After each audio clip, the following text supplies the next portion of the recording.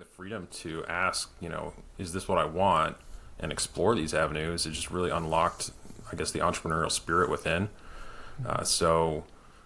Diving into the multifamily mastermind, really learned a lot of high-level things that I never thought I would, be interested in, but it was great. Hey there, I am Dr. Jason Ballara, and this is the Know Your Why podcast, where we explore the why behind success. Every week, I meet with real estate investors, veterinary entrepreneurs, mindset coaches, authors, and fitness professionals to uncover their why and how it drives them on the winding road to success. What is your why?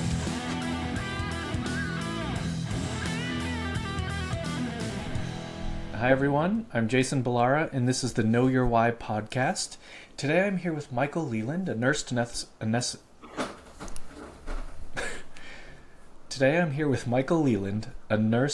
anesthesiologist who took a courageous step 2 years ago, leaving behind a secure W-2 job in academic clinical settings to embark on a journey of independent practice in rural East Texas.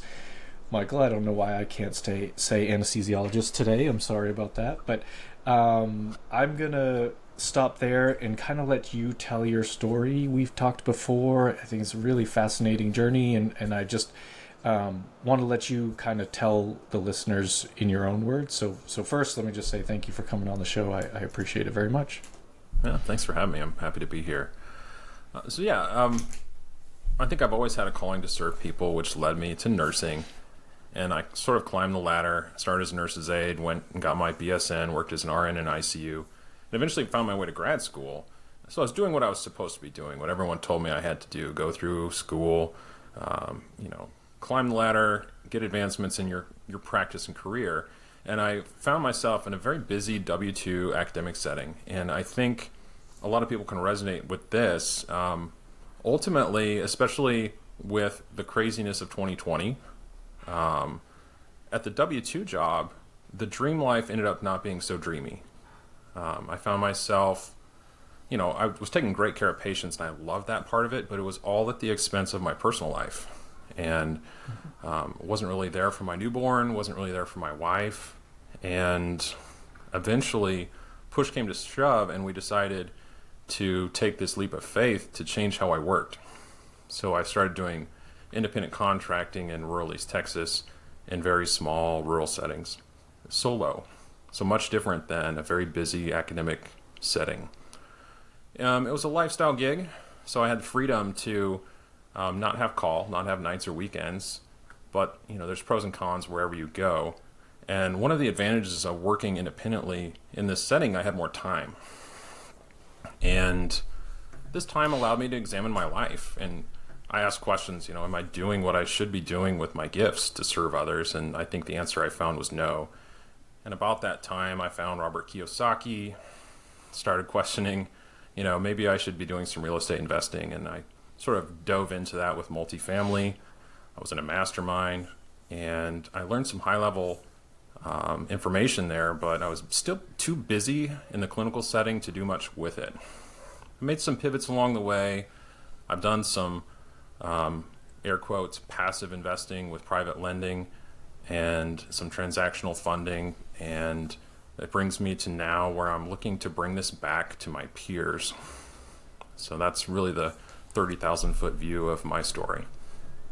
Sure. And I think it's, sort of that journey you went through of realization of not being there with your newborn, things like that. I mean, I feel like that's a lot of what happens to us medical professionals. I've had other medical professionals on the podcast, myself. Like, it's kind of like something, I think a lot of times it's a child, but like something comes along and you're like, I wasn't able to be there for it because I put so much into this career and taking care of other people and all of that, and you start to kind of lose yourself, I think, in it. When you made that transition into kind of away from the academic setting, how did your schedule specifically change? Because I think a lot of people outside of the medical profession maybe don't understand exactly all that goes into it. You sort of touched on being on call and things like that. But how did your schedule change, and how did that free you up? So going back to the W-2 academic life, I started out doing 5/8, so Monday through Friday, supposedly 7 to 3, but that was never predictable. It was always over. And eventually, I toyed with all the options available. They wouldn't reduce my FTE, so that went to 410s and a combination of 12s eventually. And it always was more and more and more. And I didn't have a lot of PTO, didn't have a lot of time off, and there was call mixed in there. So really, when I went into independent contracting, I sought out this contract that I ultimately went with because it was more of a lifestyle contract. Instead of being an inpatient in the hospital, I went to an outpatient surgery center type setting where, they're not open on the weekends. They don't have call. They don't have an emergency room. And it was pretty liberating. And especially in this rural setting, most of the days were shorter. Some of them, would drag on sometimes, but it was rare. So a lot of times I'd be getting home, at the earliest sometimes by like 10 a.m. for the day. Sometimes it would go on. So it was really a drastic change. Yeah. The being on call thing was very big for me.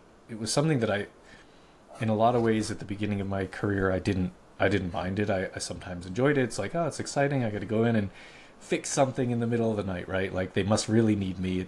It's almost like a feel good sort of moment.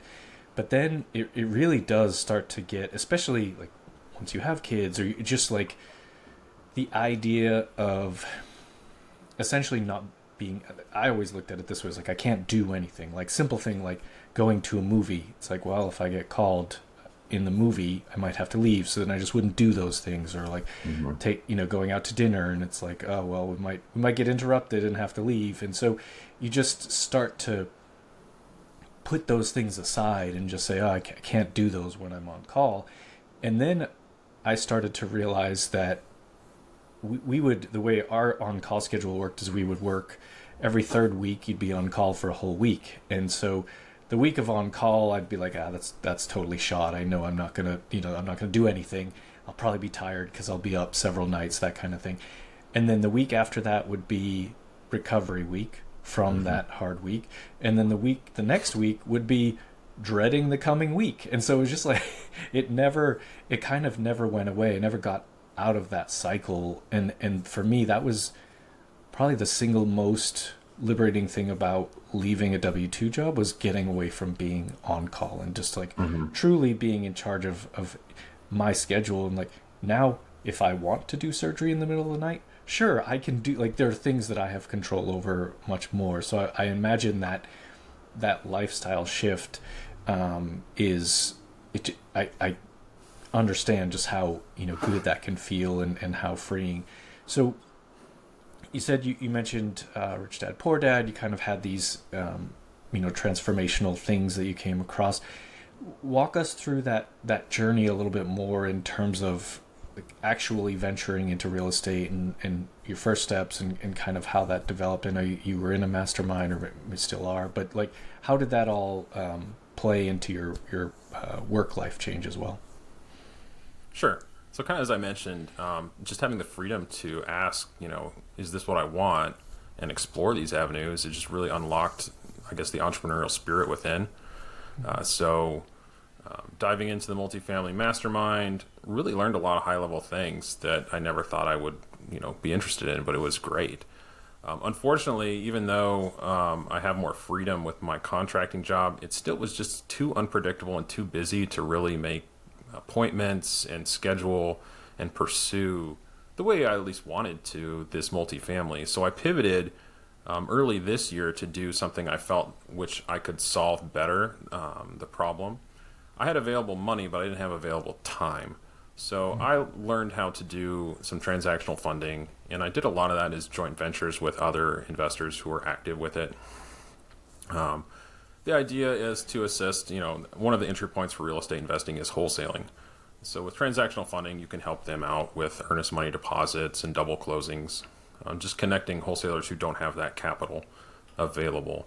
So you come in the transaction, it's real quick, you're in, you're out, and you move on to the next one. And even with that and my time constraints, I still didn't get to do it the way I wanted to. And I've done some private lending with some people I know that are operating local to me. So the trust is there. Yeah. And it's maybe speaks to the fact that real estate has, almost countless numbers of ways you can be involved, and almost reverse engineering that from the position of, this is how I want my life to look. What can I do with it? And so private lending, again, it's another great way to, people, there's always someone in need of some money to make something happen, whether that's those wholesalers or house flippers. There's all kinds of different ways, and then you can make money on your money. And again, it's not 100% passive, but maybe more passive than if you're kind of in the weeds and doing the wholesaling or the flips or whatever it is yourself. And so is that kind of where you think you want to take this? Do you have kind of other vision for how you want your real estate part of your life to look going forward? So really that's been one of the big breakthroughs the past 3 or 4 months, is the realization, because I think I was spending a lot of time trying to run away from my anesthesia practice. Mm-hmm. And the turning point was when it clicked in my head, and there's a lot of entrepreneurial leaders that talk about this. The person who stands out to me is Ed Milet, who said, you're always best positioned to serve who you once were. And so I think about where I was before I took that leap and started to get some relief.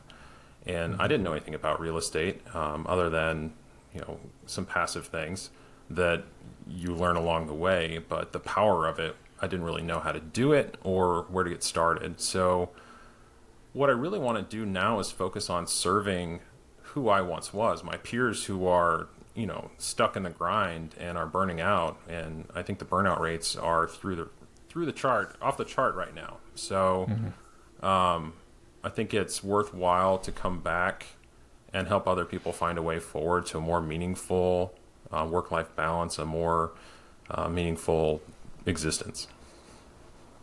Yeah, I think you're absolutely right. The burnout, across the board in terms of medical professionals is very high. What is how are you doing it? Have you started with an education program? What's your process there? That's exactly what I'm going to do. One of my mentors along the way is Richie Norton, and one of the quotes that really resonates with me is when he was on some sort of mission trip in South America, he really wanted to help those people, and he thought he would have to wait till he retired to do it. And he realized, how many generations would go without getting help if he waited. And it comes back to the idea of taking action, imperfect action, and getting started. So my way of getting started is to build an education platform to teach medical professionals the basics to how to get into real estate investing.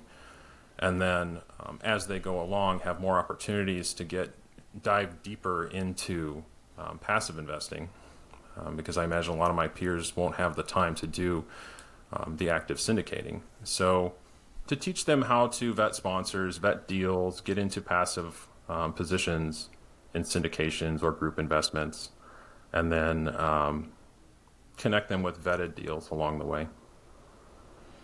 Yeah, and I think that's a sort of an important position to be in that the time that people put into their medical I guess education and then work thereafter, it does definitely make it hard to shift. And I think a lot of people don't know that, again, all of these different opportunities that are available within real estate. So it's like a lot of people I talk to, they're like, oh yeah, I know people do, they invest in real estate. I've thought about buying a duplex and I just haven't pulled the trigger, and that, like, that's all it means to them. They don't really understand that there's a world of options outside of that, whether that's being passively invested in a syndication or doing, private lending like you're doing, or really any other number of ways that you can be involved. And so I do think your story of sort of realizing that your life wasn't structured the way you wanted it to be, and really looking at how you wanted that to look is so important for people to do. And then having an educational program in place like you have is it's going to allow them to kind of make those connections. If they want to become active. If they want to, know that passive options are available, then that's there for to them. And I think that that connection with someone who they can know and trust and has sort of been in their shoes. I hadn't heard that quote from Ed Milet before, but I like it. I think it's very very important thing to think about. People talk about finding your avatar and stuff like that, but I actually think that quote says it better, in that you're best positioned to help the person you once were, or I guess in a lot of ways still are, and kind of help bringing people along with you on that journey. Absolutely. What is your how do you, what types of resources, how do you plan to kind of make this available to people, or is it all, if people are, if it's already available, people listening to this want to reach out, I definitely want them to know how. All right, so I'm recently entered into space that I've created to do this. I've structured my contracting much different to give me more free time to build this business out. So right now, I'm still very much in the startup phase. I'm hoping for a Q1 launch next year. I'm hoping to get some of the basic courses live for people to start digging into, and then scale it from there. As far as how it's structured, I want to do it a little bit uniquely that I really haven't seen a lot of other people doing. I want to bring in various experts from around a lot of the different investing spaces, bring them together to leverage their expertise. I recognize, it's a journey. I still have learning to do, so I want to leverage the experts through this platform to bring different perspectives. And, ultimately, this might be way down the road, but I think it'd be great to have these experts together to analyze deals. So you don't get the best, rosy image from whoever's bringing the deal. You get some real life pros and cons and interpretation from people who've been doing it. Yeah, that would be great. I mean, I think everybody says that they underwrite deals conservatively. Everybody says, we're there's kind of all this packaging that goes around deals that sort of are fairly consistent across the board. And I think the idea of having a sounding board if you're looking at a deal is actually fantastic. Just here's several people that I can say, hey, this this looks good, or this is being presented as X. What should I be looking for? What could be the pitfalls or problems that we might come into? There's no perfect deal, but understanding kind of what things to look for, and then aligning that with your own investment philosophy, I think is super important. And having that panel to do it with, I think would be fantastic. It'd be great for these experts to point out the different aspects of the deal that would better align with your risk tolerance as an investor. Yeah, exactly. Because there's certainly deals that get closed, and you might hear, whoever's buying that deal, they're super excited. They think it's a great deal. You might have someone else that looks at that deal and thinks, I would never do that. And again, it doesn't even necessarily mean one is right or wrong. It just means that there's a different perspective, a different, as you said, risk tolerance. Maybe the person who thinks it's a great deal has a creative look on something, a different way to add value, whatever it is. There's all kinds of different. So yeah, having those experts be able to explain why they think this particular asset would be a good purchase, or why they don't think it's a good purchase. I kind of think there's a ton of value to that. So that's fantastic. I think it would be something to look forward to, and in reality, probably by the time this episode comes out, it'll be pretty in line with the launch if you get it out there in Q1. So definitely people should be on the lookout for that. And is within your own portfolio, is that something you're looking to grow as part of this program, or kind of how do you see that going for you? Absolutely. I mean, if you look at it, it has the potential to be synergistic through all levels, through all who are involved with it. Of course, I want to help other people with the education to get started. And then it doesn't make sense if I'm targeting people who are busy and don't have time. To me, it doesn't make sense to not also bring them opportunities. And I think Right. having those multiple eyes vetting the various deals that actually come to the platform, I think that's advantageous for these people who are busy and might be a little weary to get started. So, Yeah. of course, the people bringing the deals are going to benefit. The people getting the knowledge and having opportunities are going to benefit. And being part of the community myself, it's going to benefit me and help me also grow my portfolio to place my money right alongside my community. Yeah, yeah, and I think that that also helps to build trust. If you're bringing these deals to your community and you're also investing in them, then it just goes to show that you sort of truly believe in whatever it is you're presenting them with. So I think that's important for people to probably recognize that see that as part of that package. Amazing. I'll look out for that because I think that's going to be a fantastic platform for people to be able to get involved and learn and be a part of, sort of growing and figuring out how they want to start their real estate journey or continue their real estate journey and grow it forward. That is a very cool idea. So let me ask you, some of the questions that I ask every guest, and I want to we'll kind of dive into them each individually. But the first question I always ask is based on the name of the show being Know Your Why, and so I would like to ask you, what is your why, Michael? What's driving you? What kind of keeps you moving forward here? I think you've touched on some of it, but I want to give you the chance to expand. I think at the core, I've always wanted to serve others. And the thing that really sort of was at odds with that through the W-2 job and some of it here in the rural setting has driven me towards real estate to be able to serve others. It's a joke of mine to say I'm looking forward to working with people when they're awake. And I really do mean that. I want to make connections with people, not while they're under anesthesia. So I think back to 2020, our only child came right before the lockdowns and madness really unfolded. And, they say when you are about to have a child, you think about things you hear, how it changes you. But when you actually go through it, you just can't speak to that until you've done it. And really my why at that point was my family. And the stresses of that period of time, the uncertainty, becoming a father, I think all those things made me really examine my life and realize, it wasn't where it needed to be. And I had to make that leap of faith to find a better path for us. Yeah.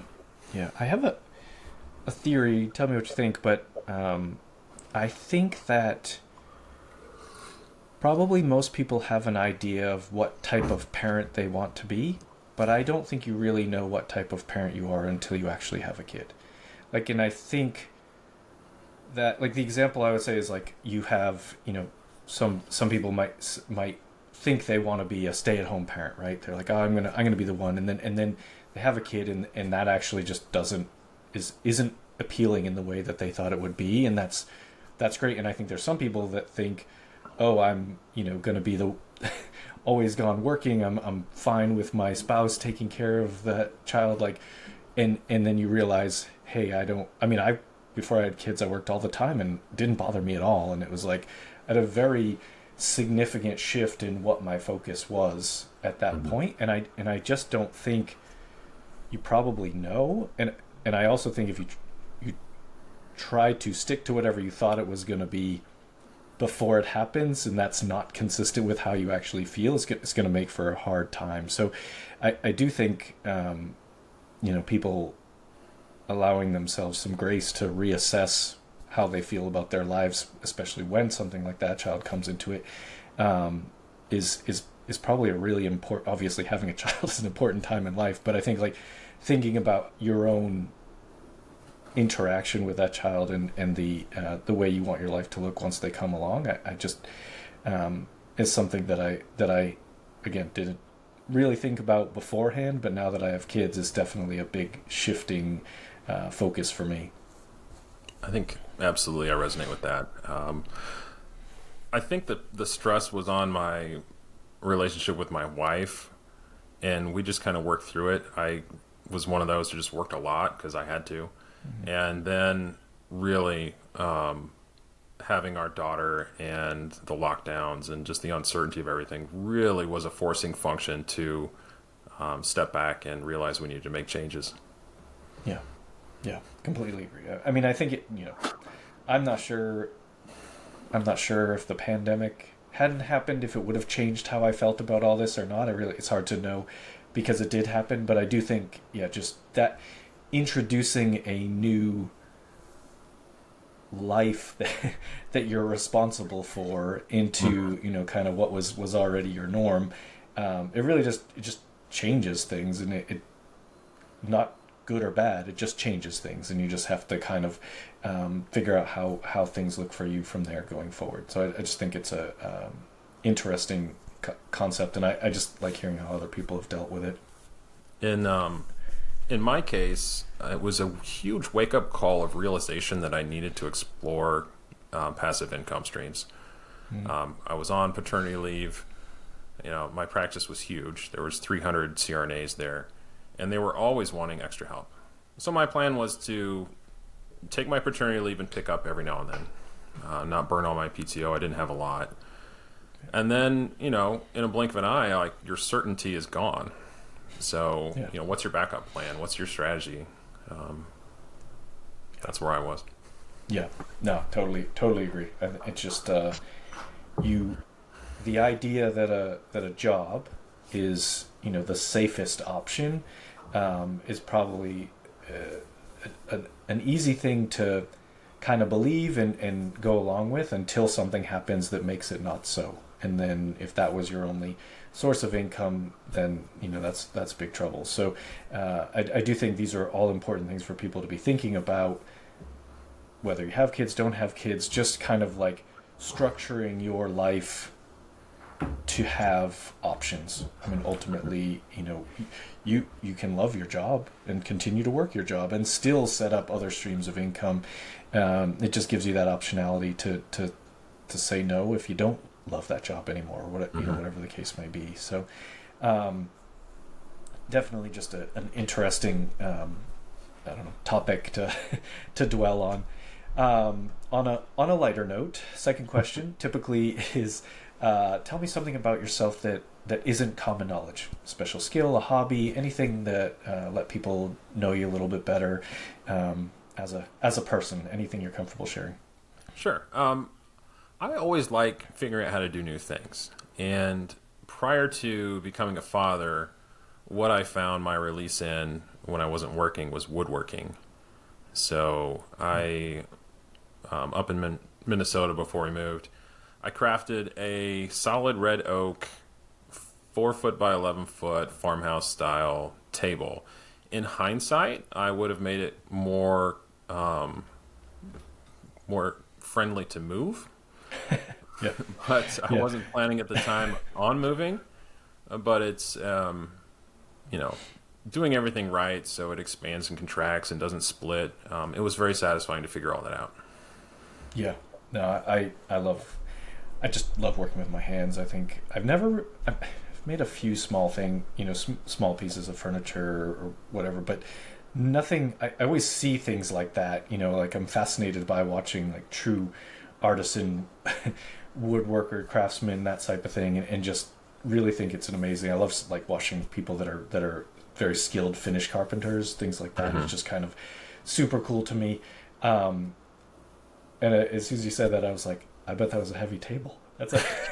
That's quite a large. You've got to figure out a way to make it able to be easily deconstructed, because I'm sure that was exceptionally heavy, but pretty cool. When people hear this and they want to reach out to you, what's the best way?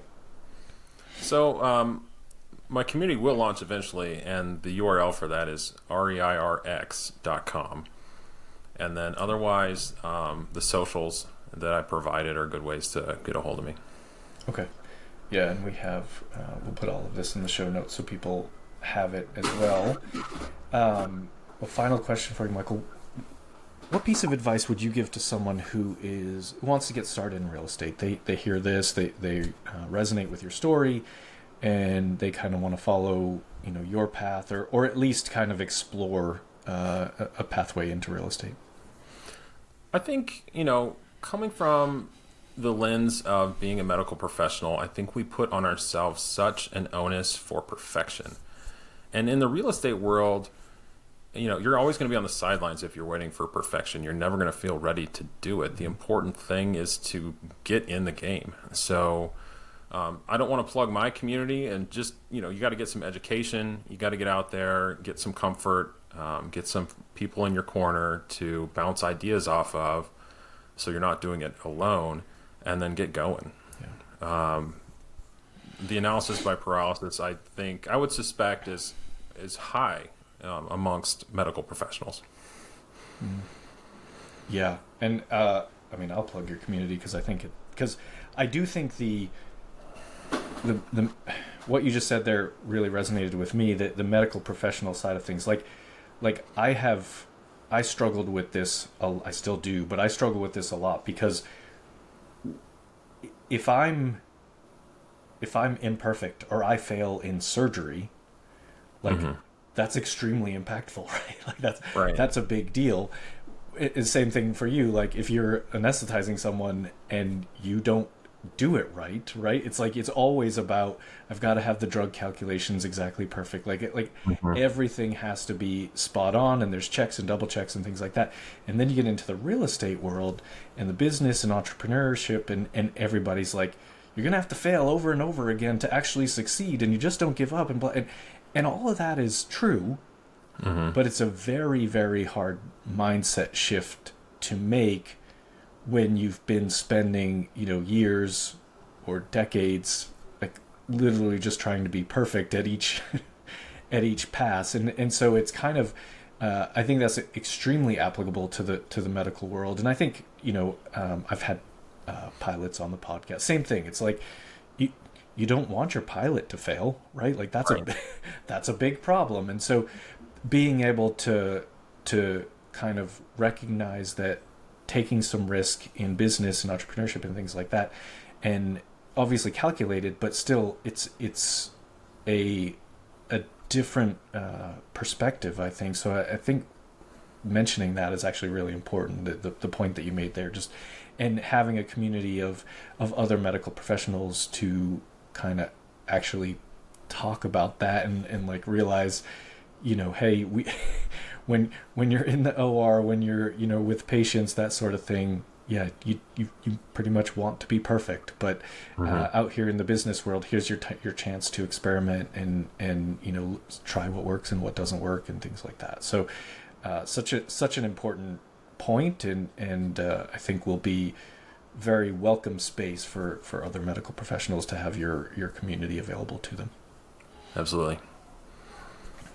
Well, awesome, Michael. This was great. I think certainly a lot of value, particularly to people in the medical space, but anyone kind of faced with that high performance job.